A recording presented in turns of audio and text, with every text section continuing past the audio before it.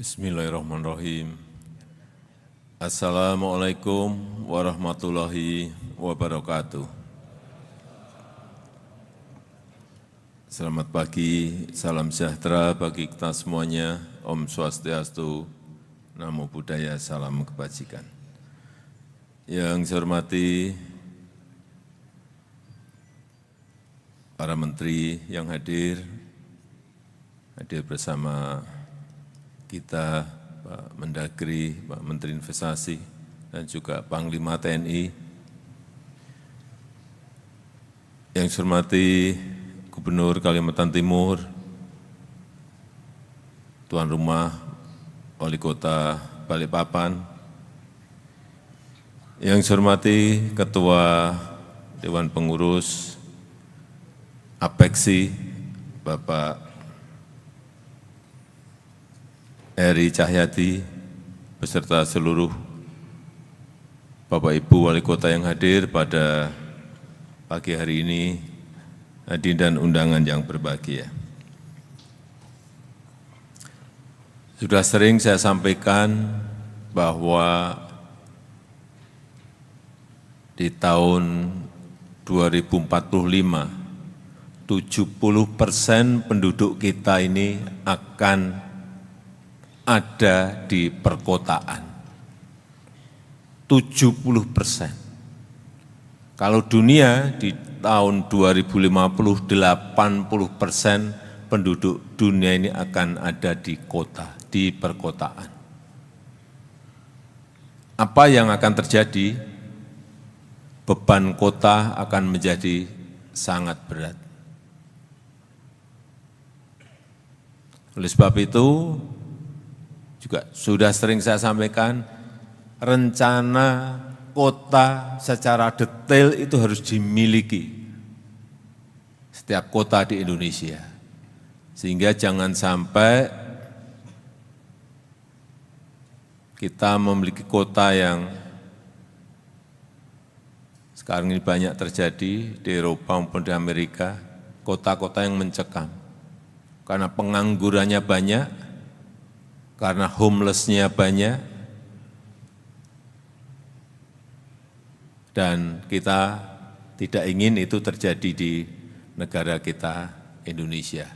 Kita ingin menjadikan semua kota itu livable, nyaman dihuni, dan juga lovable. Orang yang berkunjung ke sana senang ingin kembali berkunjung, dan orang yang tinggal di situ juga sangat mencintai kotanya, karena kotanya memberikan pelayanan publik yang baik kepada masyarakatnya. Kita melihat sekarang ini sudah banyak kota-kota di negara kita itu sudah mulai macet. Mulai macet. Pak Wali Kota Balikpapan sudah macet. Sudah. Saya dengar, sudah. Surabaya sudah macet, Pak Wali? Sudah. Sampun Pak, sudah. Bandung, Pak Wali Kota Bandung, sudah macet Bandung? Sudah. Medan, Pak Wali Kota Medan ada macet? Macet. Oh Pak Wali, macet. Semuanya sudah mulai macet. Oleh sebab itu, sekali lagi, rencana kota mengenai transportasi massal, transportasi umum itu harus disiapkan. Kalau kita bayangannya selalu subway, MRT, LRT, itu biayanya gede banget, mahal. Saya sampai apal. Waktu MRT Jakarta dibangun pertama, itu per kilometer, yang MRT yang bawah tanah itu 1,1 triliun rupiah per kilometer. 1,1 triliun rupiah per kilometer. Sekarang sudah 2,3 triliun per kilometer. Tolong tunjuk jari. kota mana yang siap membangun MRT dengan APBD-nya. 1 kilometer 2,3 triliun.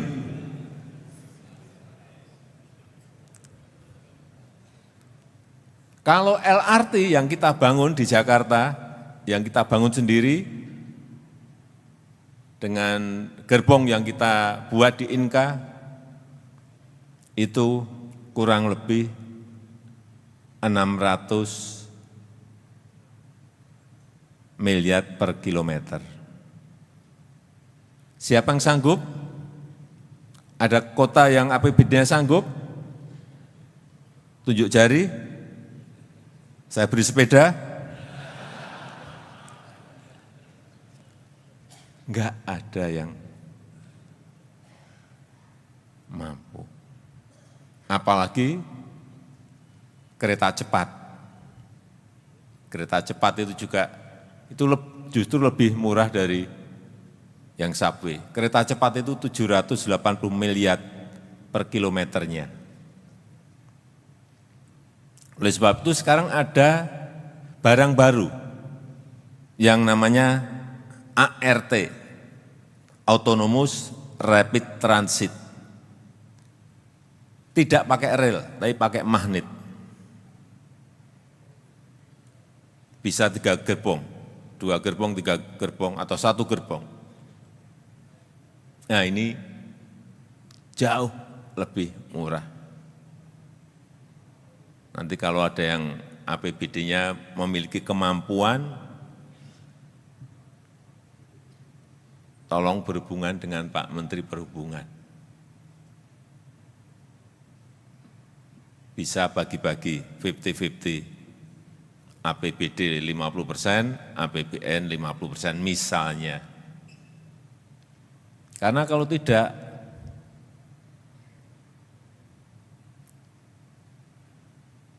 10-20 tahun yang akan datang semua kota akan macet.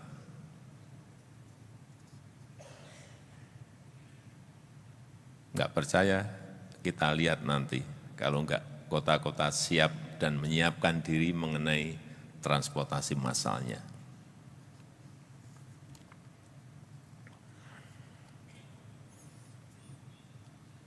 Yang kedua, yang berkaitan dengan kota masa depan itu seperti apa? Banyak di antara kita masih banyak yang keliru bahwa kota masa depan itu harus kota modern yang banyak pencakar langitnya, banyak yang high risk buildingnya.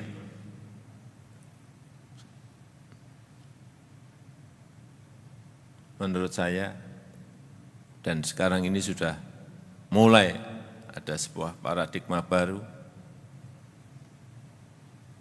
Kota yang baik adalah kota yang ramah pejalan kaki.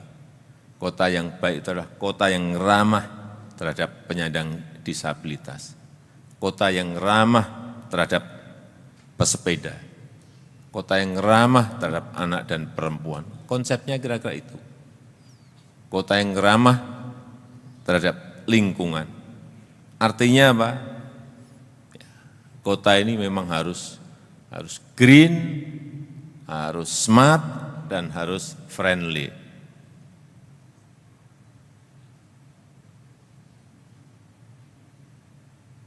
Jangan sampai membangun kota semakin banyak beton yang didirikan.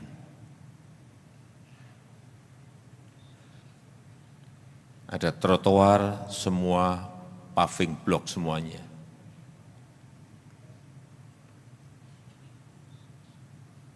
Ada mestinya sekarang ini penggunaan paving grass akan lebih baik, akan lebih hijau. Ada pedestrian, enggak ada pohonnya. Sehingga kita ini negara tropis, panas. Sehingga enggak ada yang mau yang berjalan kaki karena tidak ada peneduhnya. Oleh sebab itu, kehijauan itu ke depan akan sangat menjadi perhatian semua kota. Dan saya senang Balikpapan termasuk kota yang saya senangi karena kehijauannya sangat baik. Juga Surabaya juga. Saya kira yang lain-lain saya tunggu. Ya, termasuk nantinya IKN itu akan menjadi ibu kota, konsepnya ibu kota terhijau di dunia karena memang konsepnya adalah kota Nusarimba, betul-betul hijau, betul. Kalau kita konsisten terhadap konsep awal dari pembangunan ibu kota Nusantara yang sedang dalam proses pembangunan. Jadi kembali lagi, harus hijau, harus teduh, ramah terhadap pejalan kaki, ramah terhadap pesepeda, memiliki hutan kota, memiliki alun-alun dan taman yang luas, itu konsep ke depan mesti seperti itu. Kalau sebuah kota sudah terlanjur isinya gedung dan beton, ya memang harus mencarikan, artinya meredesain lagi kotanya. Mungkin memangkas beberapa gedung, dibeli, dipangkas, kemudian dijadikan taman kota. Tidak ada jalan lain kalau sudah terlanjur.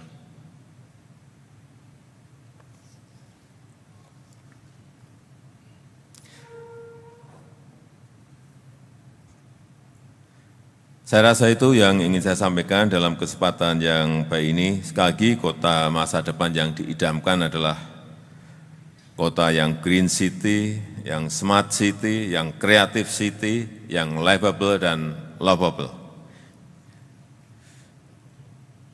Dan dengan mengucap Bismillahirrahmanirrahim, pada pagi hari ini secara resmi saya buka rapat kerja nasional Rakernas Asosiasi Pemerintah Kota Seluruh Indonesia APEKSI ke-17 di Balikpapan tahun 2024. Terima kasih. Wassalamualaikum warahmatullahi wabarakatuh.